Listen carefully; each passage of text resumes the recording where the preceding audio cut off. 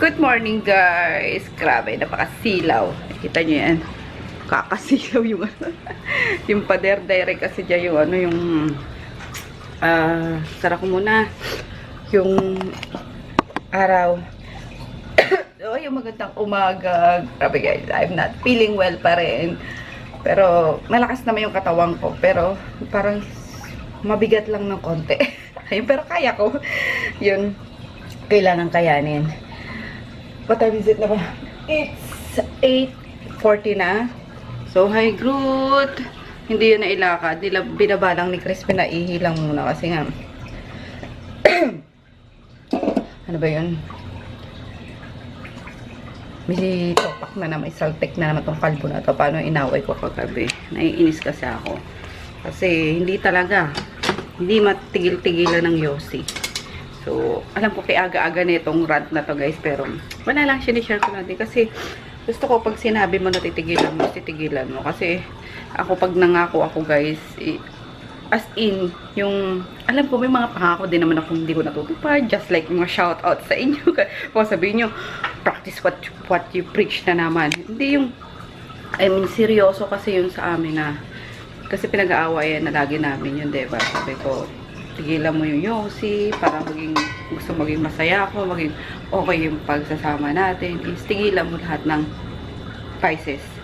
Ayoko ng kahit anong mga ano na, kasi healthy living nga yung gusto ko.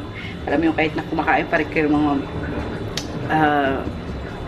mga food, mga unhealthy food, at least yung mga ano ba, mga bisyo ba, is tigilan na. Doon ganun. Kasi ayoko dumating yung time na magsisisi ka na pag siningil ka na ng ano, sisingilin ka na yung katawan mo isisingilin na ng mga bisyo na ginawa mo. So sabi ko ganun, huwag mo akong pahirapan. Yun talaga yung term ko sa kanya, huwag mo akong pahirapan mag-alaga sa'yo. I know guys na very rude yun na sabihin sa partner mo, pero gusto ko lang din na maging magpakatotoo na, diba? My gosh.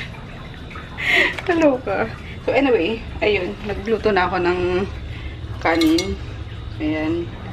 Ito na. Luto na siya. Tapos ito kagabi, niluto ko na siya. Kaya late din akong nagising na naman. Kasi alas 11 na ata o alas 10, niluto ko pa siya. Parang nakako ngayon is ready na.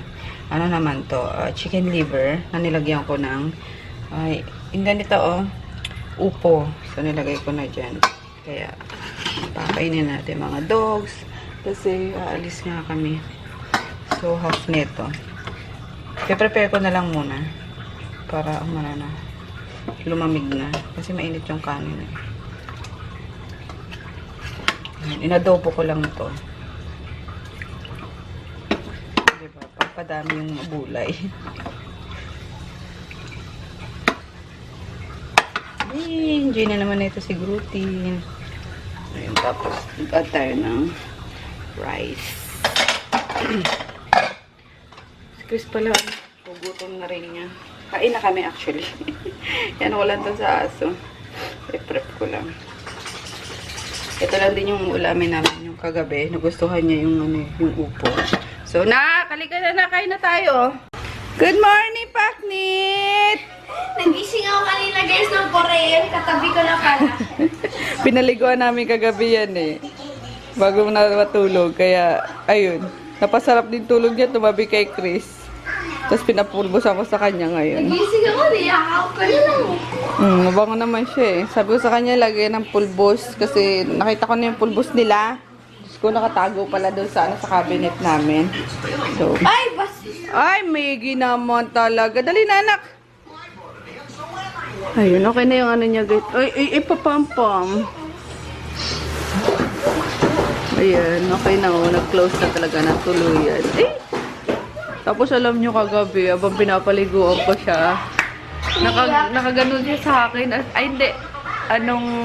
Katapos ko siyang paliguan, diba, tinutuyo ko siya. Nakaganyan siya sa akin. Parang nakayakap siya. Naiiyak mo kagabi kasi parang na-miss niya din na inaalagaan ko siya. So, ayun. Baka mag-crayola na naman ng lola nyo. Anyway, kakalabas lang ni Daddy tsaka ni Groot at Junior lalakad. Ano ba yung lahi ni Poknat? Di ko alam na. Dami nagsasabi, Chinese Shepherd daw siya. Hindi! Kalukan naman na. Wala tayong pakialam sa lahi. Basta love natin yan si Poknat. So, ayun yan. Ang lakad ni Daddy siguro. Tsaka si Junior. And then, anong petsa na ba ngayon? 30? 30, oo. Okay nga yan kung di na lumaki. At least na masasama pa natin sa, sa travel. Minsan, pagsasakyan. Pero mas cute yung, mas maliit pa siya kasi nandun lang siya. Sabi pa ako. Ngayon, malikot na siya eh. Sugar best lang. Oo naman, bango-bango na ulit pa, Nita. Tama na kamot, ikaw. Para kang si ano din eh. Pero dati pa yun, kahit nung ano pa siya, nung bagong rest ko pa siya. Diba, sobrang dami niya kasi. Hindi, kumalang na lang siya. Oo nga, gumaling na. Pero I mean, Si Ding Dong. yung parang pagkakamot niya is nakasanayan niya na lang. So, ayun.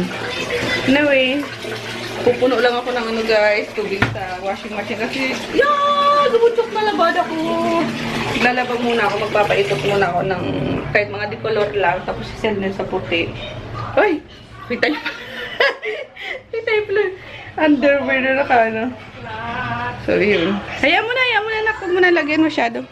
Ano lang naman yung pagkakamot-kamot niya eh. Hi, Paknit! Are you happy, Paknit? Nakawala ka na naman nag-alulit. Ayun, as promised guys, sabi ko sa inyo, once na gumaling lang yung ni Paknit. Yung, tag ito. Bebe! Ay, hindi. Diyan lang naman sila. Once na gumaling lang yung sugat niyan is back to ano na siya dito pag-gala-gala. Pero lang talaga kay Groot guys kasi ayun medyo yung ugali talaga. Hindi matimpla. Kaya kailangan nakatali. Minsan okay sila ni Chris. Minsan sasakmalin niya si Chris. So mahirap. Kaya kailangan mag-ingat talaga. Anak, bumaba si Maggie. Pupupo yun. Bantayan mo lang. Tapos, ayun. Binabad ko muna tong tong beef. Para sa pagkain lang ngayon. Tapos, beef tapa. And then, itong tosino. Na nabuksan na. Kasi palati lang ata niluto ni Emma noon. Ayun. Lang daw. Taksilog lang daw sabi ngayon. Ito grabe talaga pag bumuka ako. Nabubwisit. Nabubwisit sarili pag bumuka yun. Ang taba. Meg, ay, Paknat! Kaloka. Pero after talaga guys, hindi naman ako talagang tumataba na gabalyena. So, kasi ako mismo nabibigatan ako sa sarili ko. Kaya, rin ako, nagko-control ako. Or nagda-diet ako kapag sobra na. Ayun, tulad ngayon, naiirita na ako sa mukha ko. Sobrang bilog na. Tabain kasi talaga kami, guys. Alam niyo yun? Tinan niyo yung ko. Kung makikita yung braso ko. May mga guhit-guhit yan eh. Ayan o. Hindi na nawala yan simula nung baby pa ako. Kasi talagang bardagul ako. Ayan o, mga guhit-guhit na yan. May para longganisa. Meron ako niyan. Ayan o. Kala nyo, stretch marks yan. Mga guhit-guhit ko yan. So, imagine nyo kung gaano kataba before nung baby pa ako. As in, chubby. Hindi lang chubby. As in, matabang-mataba talaga. So, ayun. Kaya, konting food trip lang namin. Ganun is, tumataba ako. And then, yung tumaba naman ako ng bongga nun is nung nag-work ako sa sa Jollibee. Kasi yung pagkain namin doon is Jollibee food nga. Diba? Pag fast food. Yung mga pagkain. Sobrang nakakataba. As in, mas mataba pa dito guys. Siguro nagtimbang ako ng nasa 60 plus. Imagine niyo tapos 5 flat lang ako. Tapos 65 kilogram ako. Diba? Grabe. So, ayun. Naman ako. Pumayat naman ako. Tapos pumayat din naman ako ng sobrang bongga na sabi ng nanay ko is, sige, tuloy mo yan. Papalibing na kita ng buhay. Sobrang nainis siya kasi ang pangit din naman sa akin ng payat kasi yung yung ma-cheekbone ako guys. Mana kami sa tatay ko lahat na mga cheekbones namin naka talaga prominente. So para akong drug addict na. Gano'n na. So ayun, bagay sa akin yung medyo bilugan lang talaga. Yun, magbabawas lang tayo ng konting timbang after ng holiday guys. Kasi yun yung mga ay shucks, puntik na naman. Ayun. Mga taba-taba ko. And then yung chan ko lang, problem area ko talaga lagi yung chan. Ayan. Saan nagpunta? Dapat sa Petro. Ala! Bukas yung gate. Wala ka. Sara muna yung ano, yung... Hindi. Sa si Maggie. Kaya mo na si Maggie. Kabantay lang naman niya kay Daddy. Kaloka. Papaknit ah. Sasagasaan ka. Bukas pa naman daw yung... Nakita ko siya na kay Tonto namihi. Oh. Tumayo rin. Nakita ko na siya, tinawag ko paknit. Bigla sa Petron. Loko. Napagod pa ako. Asan na yan? Loko-lokong aso na to. Ayan. Kaya, ayun guys. Magdadayo tayo ulit after nung holiday season. Kahit si Chris nung baby pa to, sobrang taba na ito din eh. Tapos kulot pa yan. Pinakialaman lang kasi ng tatay ko yung niyan, yung buhok niyan. Kasi kulot na long hair na curly, parang Goldilocks. Kaya na parang bad trip na si Froggy kasi ayaw nga maputulan ni Froggy. Tapos nawala to bigla. Pinakalbo pala ng tatay ko. So, galit Sino tatay? si lolo mo. Kasi may sugat na rin siya nung konti sa ulo. So, nagagamot ko naman kasi sabi ng tatay ko, mas maganda yan kung kalbuhin. Eh siguro din nakatis yung tatay ko, pinakialaman. Kaya yun, di na ulit kumulot. Pero silang daddy niya, bana sa daddy niya, kulot din niya si Froggy. Kaya yun. Tayo noon, Diba? kulot. Kulot Kaso ayaw naman ni Daddy. Tsaka si daddy mo kulot din, di ba? Pag nagpapalong hair yan si Froggy, guys, kulot yan. As in, pag nag-long hair yan na ganito sa akin, kahaba, kulot yan. Baka na talaga ako ni Lolo, kalbong-kalbo. Ayan mo lang dyan. Ano naman yan eh. Si Daddy, hindi na tumutubo yung buhok. Patay na tabok yan. Hindi na tumutubo. Ayan, nakasalang na guys. Pag multitasking tayo ngayon, habang naglalaba is, magluluto. So, sasangag ko lang yung, sinain ko kagabi. Nagsaing talaga ako ng extra para sangagin. Gusto daw ni Froggy sinangag. Favorite niya talaga yung sinangag. So, ayun. Tapos meron ako ditong ganitong separate na crunchy garlic guys. Yung parang lang to, in-oven lang ata to, wala siyang oil. Yung kasi yung chili garlic ba yun? Garlic crunch or whatever. Yung nilalagay ko sa binubudbud ko sa tawag dito. Sa pansit is niluto yun sa minimal oil. Kaya pang topping siya sa mga soup, sa kahit anong dishes. Ayan, pwede rin naman kaso mas perfect ka sa kanin and mga sinangag din na para hindi na kayo mag-chop ng garlic. Ayan. Or pwede rin naman yun mismo kasi may yun, may halong sili kasi baka hindi ka iliniktas yung sinangag. So kaya yun ang nilalagay ko. Sinangag.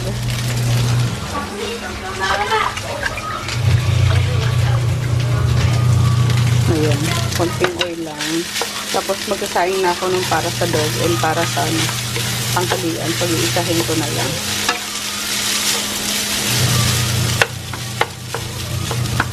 Si Froggy kahit na agahan, tanghalian, hapunan, kahit na garlic rice yun, okay lang sa kanya. Ako talaga hindi ko bet yung yung sinangag. Unlike kapag tuyo ang ulam or tinapa, yung gano'n. Tapos yung kasangagan mo, yung pinagtutuan ng tinapa, gano'n. Pero lang meron sa sinangag.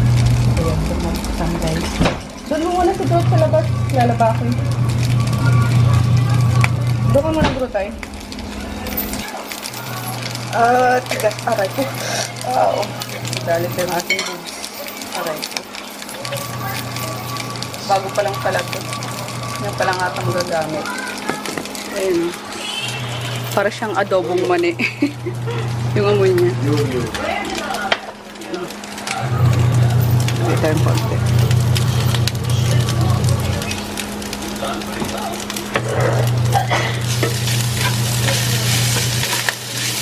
Sa Jollibee nga, nagtrabaho sa Jollibee, diba? Tapos, counter ako guys. Pero gala ako sa kitchen. So, pag, diba may garlic rice sa Jollibee, breakfast. Yung magsasaing muna yan sa malaking pag ito rice cooker. Tapos merong garlic na ganito na hinahalo sa oil. As in yung oil, cooking oil.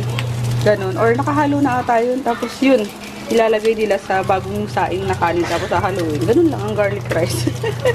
Parang ganito lang din. Kaso yun, bagong saing. Kaloka, diba?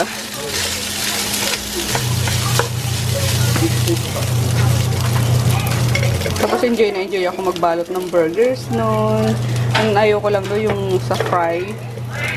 Sa mga, sa chicken. Pag prito ng chicken. Pero di naman ako nag-kitchen. Talagang gala lang ako. Alam mo yun, lahat gusto kong matutunan. Yun. Tapos, after 2 months sa ata nun, na ako. Sa office na ako. Doon ako nilagay ni Ma'am Jovi. So, yun. Pero na-enjoy ko yung yung pagkakaha kasi pag nasa front kami, may time yun. Yung kailangan per customer is nasa, ewan kung ganun pa rin standard nila. Nasa 2 minutes lang per customer, guys. Para lang kapag big order na, ayun, walang time yun. Or, meron din naman, pero hindi ganun kabilis yung, yung pag-assemble nyo ng mga product. So, ayun. Kasi yan nire-rate yung bawat chain, bawat Jollibee store. May rating yan, di ba? Yung mga gold store, may silver, may ganun. Kasi depende sa performance ng mga tao, tapos sa pagkain. Ganun. Dapat hot food is hot food, cold food is cold food, ganun. May certain temperature na kailangan ma-maintain. So, kaya kapag ka nag-rate na parang yung mga ano ba tawag? Kalimutan ko na. Takot kami dati doon. Parang marami kami lagi kapag may nagre-rate na kasi bigla na lang mo-order sa harapan mo, tutusukin ng thermometer yung chicken mo, yung burger mo, yung gano'n. Hahatiin nila, titignan kung tama yung pagkaka-assemble. Yung gano'n, nakakatuwa. Kasi may challenge, hindi lang siya basta, guys. Hindi lang siya basta, alam niyo yung trabaho. May challenge, kaya doon pa lang nabibuild na yung mga bata na magaling na leader or magaling na empleyado. So, nakakatuwa. Kaya hindi ko ini-small yung mga service ko pa lang, ganyan. Kasi nung pagdaanan ko, nakaka-enjoy talaga siya na sobra. O, di ba ang dandal ko, guys? Kanina naka 7 minutes na tayo, tapos ngayon 5 minutes naman. Madaldal yun. Tada! Proud na proud ako, di ba, guys? Ayun yung mga na namin, pobre kama na lang yung pinapaikutan ko, tapos sunod yung mga towel and yung robe ko, kaya na ko na yan. Hindi ako lang dilapag. Alam mo yan wala akong space, guys, kaya hayaan nyo ako ganyan maglaba. Pati si Sel naman ganyan maglaba eh. So, ayun, naluto ko na rin yung pagkain ng dogs. Yan, na-prepare ko na nga siya actually. Ito para mamayang gabi na to. Tapos yun, pinapaano ko lang kasi bagong saing eh. Tapos mainit pa itong kanin, pinapalamig ko lang. Maglilinis na ako konti rito. Nakapaghugas na ako. Ano ba guys? Ayun. Di pa ako nagbe-breakfast, alam niyo ba? Maya, di pa naman ako gutom kasi. Tapos, paliliguan tong mga dogs katapos ko na maglabas. Sana hindi mawala ng tubig. Sana binuksan agad nila yung Ay, si Poklit naman yan eh. Binuksan agad nila yung tangke, yung tubig. Routine, mabantot ka pag routine. Si Poklit mabango yan eh. Pinaliguan namin yan kagabi. Ay! Aray ko po! Ay!